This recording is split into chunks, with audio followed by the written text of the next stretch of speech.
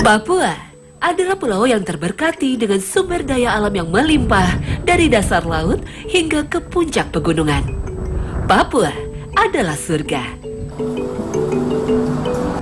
Kali ini, perjalanan saya menjambangi salah satu sudut pegunungan Jayawijaya, tepatnya di kawasan Tambang Freeport, Indonesia. Pemandangan dari atas Grasberg, Maine misalnya, tampak menjulang megah puncak Kartens Pyramid yang diselimuti salju. Puncak Kartens adalah atapnya Indonesia karena paling tinggi dibanding puncak gunung manapun di negeri ini. Kartens Pyramid juga menjadi kebanggaan Indonesia karena termasuk dalam 7 puncak dunia. Ketinggian Kartens mencapai lebih dari 4.800 meter di atas permukaan laut. Sayangnya pendakian ke puncak Kartens ini hingga hari ini lebih banyak dilakukan oleh para pendaki dari luar negeri.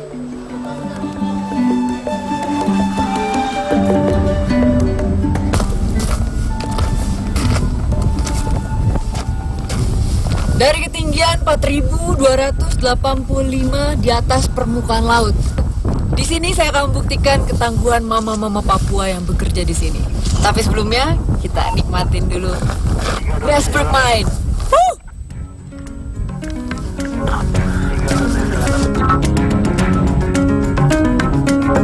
Tahun 1623, penjelajah Belanda John Kartens adalah orang pertama yang mengabarkan keberadaan puncak es di negeri tropis ini.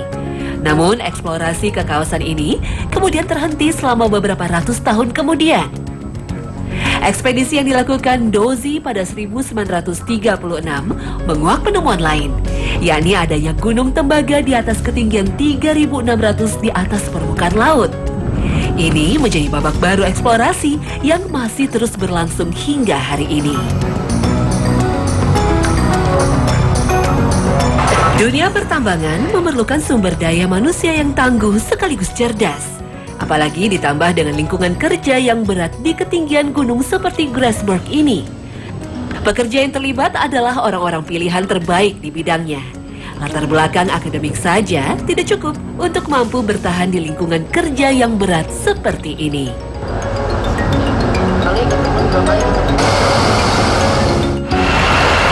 Truk depan saya ini adalah truk-truk yang mengangkut muatan ratusan ton. Biasanya pekerjaan kayak gini dilakuin sama laki-laki. Tapinya jangan salah, di sini juga banyak perempuan yang mengemudikan mobil-mobil besar kayak gini. Ternyata perempuan-perempuan di sini juga super juga. Mau tahu seperti apa? Kita lihat.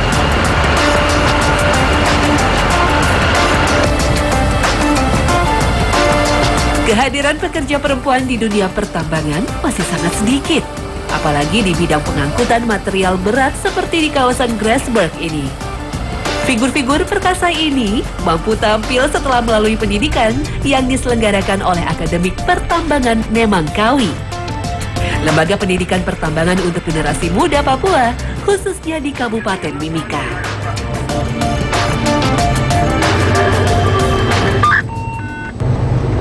Kadang yang kesulitan pada saat kabut. Kadang kalau sudah terlalu kabut, kan di sistem ini kan ada tunda kabut, tunda makan. Kadang kalau sudah terlalu kabut, kami langsung minta bikin status tunda kabut. Kadang 5 menit. Setelah itu baru jalan lagi. Tidak harus turun dari alat, tidak. Di tempat ini, para pemuda Papua digembleng secara teknis oleh pengajar dengan sertifikasi internasional. Saya tidak mau kalah dengan para generasi muda Papua ini. Meski hanya memiliki waktu yang singkat, saya juga ingin berhasil lolos dari pelatihan mengemudikan truk tambang.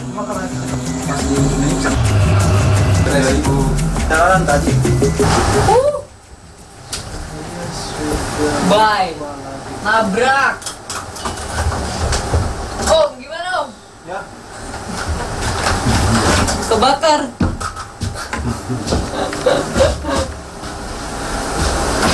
Nih saya lagi mau lihat hasil tadi saya tes mengemudi.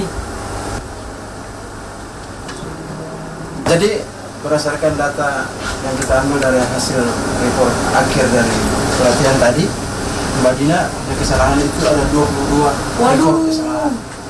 22 rekor kesalahan. Apa itu? Banyak ya? Banyak sekali, diantaranya ada salah pemakaian brake, Oh iya.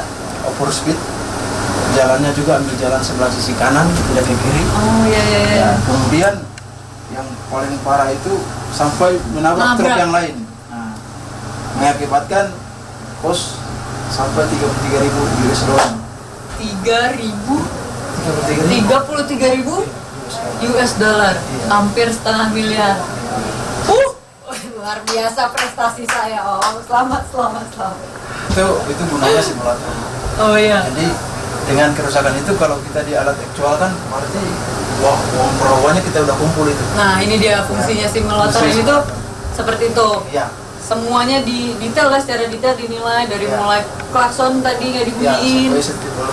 safety belt, sampai tadi saya nubruk itu paling kelima, sampai kebakaran. Untung nggak meleduk ya. Iya.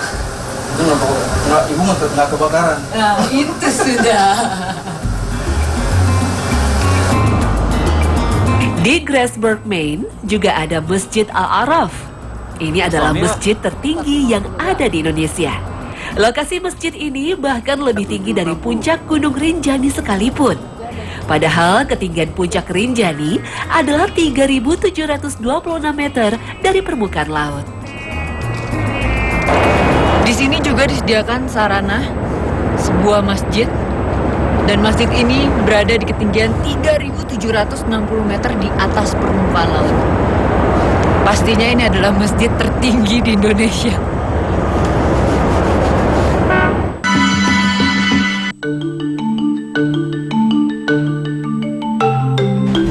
Bentang alam di Desa Banti adalah pegunungan dan perbukitan terjal.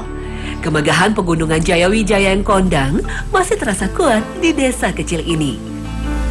Pegunungan sekitar Desa Banti rata-rata memiliki elevasi 1.500 meter di atas permukaan laut. Kondisi geografis ini membentuk masyarakat menjadi tangguh secara fisik. Kebun-kebun warga yang terletak di kemiringan bukanlah lahan hidup yang mudah diolah. Apalagi akses dari desa ke kebun atau sebaliknya juga sulit.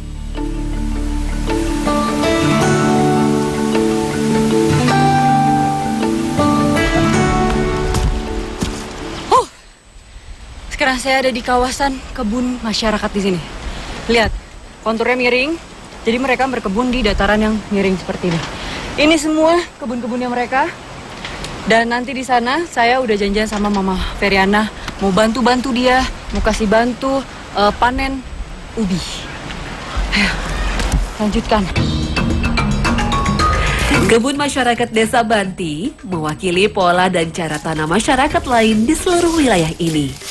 Pertama, kebun biasanya selalu berupa bekas pembukaan hutan dekat desa. Kedua, kebun hampir selalu ditanami hanya dengan tanaman sumber karbohidrat saja. Belum ada diversifikasi tanaman yang dilakukan oleh warga.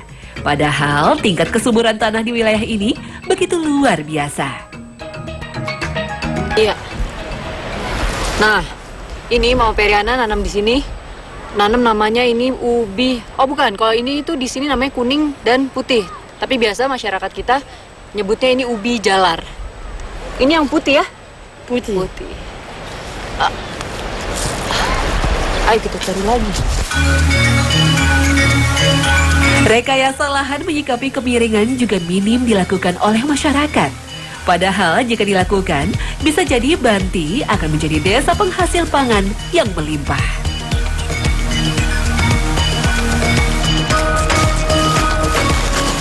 Untuk ubi yang jenisnya kayak gini, mereka nggak panennya serentak. Jadi dipilih. Cara milihnya kalau masyarakat di sini gampang banget, cuma pakai tongkat kayak gini. Terus nanti dilihat nih kayak di sini nih. Ini kan masih hijau. Kalau hijau berarti dia belum matang. Kalau yang udah matang, biasanya nih daunnya udah kering kayak gini. Yang kayak gini yang baru digali.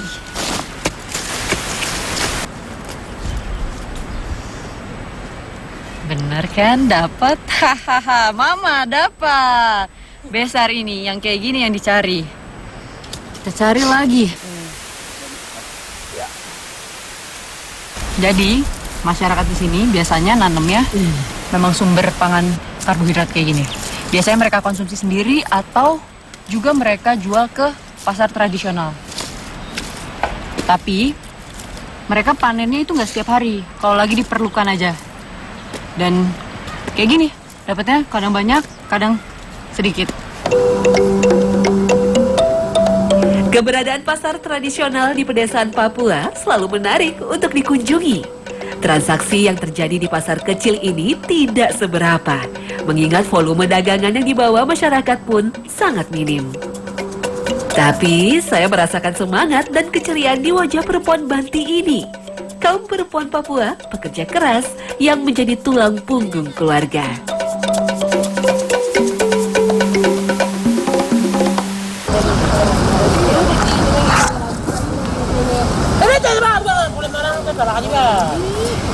Ini rasanya lebih kayak kelapa. Kenapa namanya kelapa kuno? Kacang ini, kelapa kuno ini, kalau masyarakat di sini bilang, ini biasa dijadikan cemilannya mereka. Camilan ini ya. Mama, saya beli 5 bungkus, bisa? 5 bungkus bisa ya? Saya borong semua ini. Nah, itu sudah. Namanya kapal. Nah, begini nih. Ini hasil kebun semua yang di sini. Seperti ini loh. Ada jambu, ada pisang, ada kacang. Di sana ada kacang tanah. Mama ini.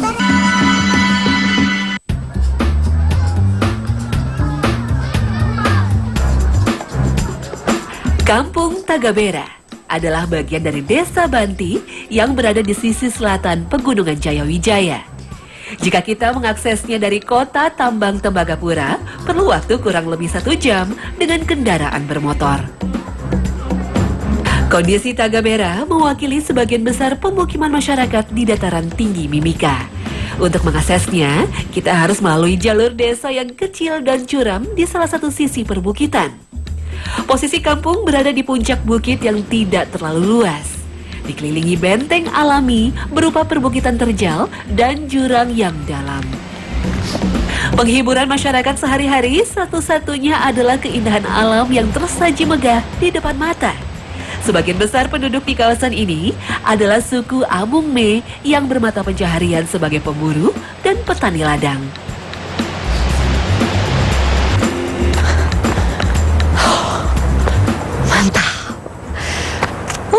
Lihat deh, dengan medan yang cukup terjal, sangat melelahkan. Tapi lihat pemandangannya, keren banget.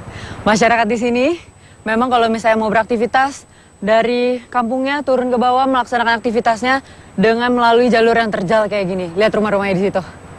Saya juga nggak habis pikir kenapa mereka memilih rumah di atas gunung. Dan di sana es loh. Di sana gunung es. Lihat ya. Gimana mereka nggak sehat di sini kalau tiap hari melakukan aktivitas turun naik. Gimana nggak super kuat coba mama-mamanya. Kita lihat dulu pemandangannya, nikmatin dulu, enjoy. Oh iya, saya baru ingat. Di puncak sana, saya sudah janjian sama Dokter Milka. Dokter Milka itu adalah dokter yang secara rutin ngecek kesehatan masyarakat di desa-desa. Kebayang dong, sekekar apa Dokter Milka itu. Tapi sebelumnya, ntar dulu, saya nafas dulu. Lanjut.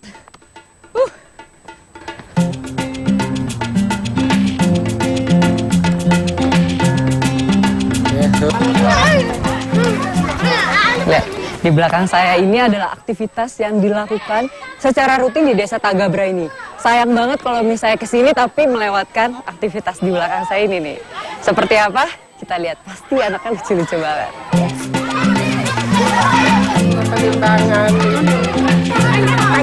Kehidupan warga Tagabera sebenarnya cukup sejahtera. Pangan tersedia sepanjang waktu dan tanah yang subur tersebar luas meski berkontur ekstrim. Namun karena letaknya yang terpencil, akses dari dan menuju desa kecil ini sangat minim. Seminggu sekali, para petugas medis rutin melakukan pemeriksaan untuk perempuan dan balita. Rumah Sakit Waabanti dikelola melalui Lembaga Pengembangan Masyarakat Amung Mei Kamoro. Masalah kesehatan warga Tagabera yang paling sering terjadi adalah akibat pola hidup yang salah atau akibat kecerobohan mereka sendiri. Pelayanan kesehatan juga menjangkau seluruh lapisan masyarakat, termasuk desa-desa yang sangat jauh dan memiliki akses luar biasa sulit.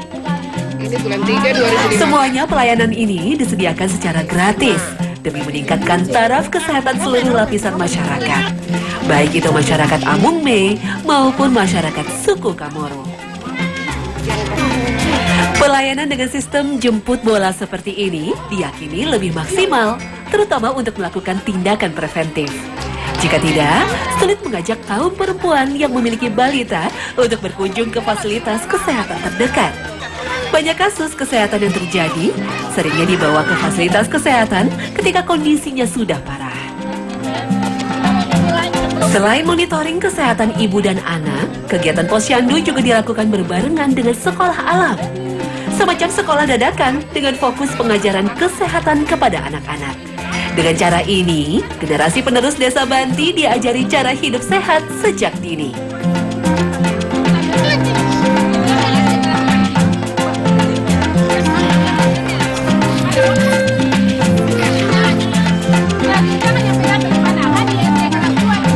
Dulu itu belum gedung kayak gitu ya? Masih Syarat apa? Syarat kayak harus bisa baca tulis itu di sini nggak bisa terpenuhi karena mereka umumnya nggak bisa baca tulis. itu rutin, dokter? Rutin. Setiap hari Kamis di Tagabra.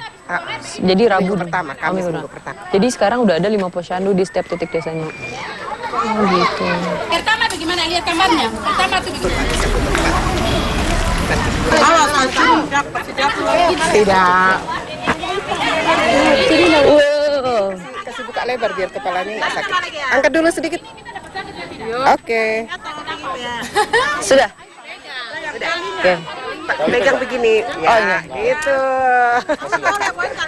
Lihat nih, saya bawa apa? Ini bukan hasil kebun, bukan apa, ini orang loh di dalamnya.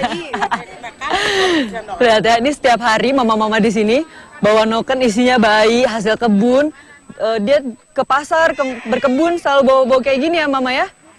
Dan ini super berat, satu kata aja. Wow. Tadi Martin beratnya 66 dulu ini.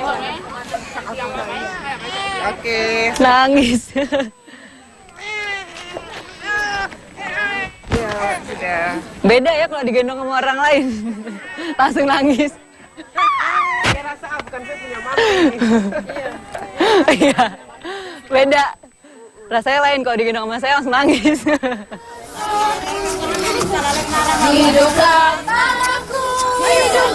Ini adalah pertama kalinya saya menjejakkan kaki di dataran tinggi Papua. Meski aksesnya sulit dan berat, saya melihat mereka memiliki semangat kuat untuk menyongsong masa depan yang lebih baik. Amolongo, salam untuk semua dari tanah Papua.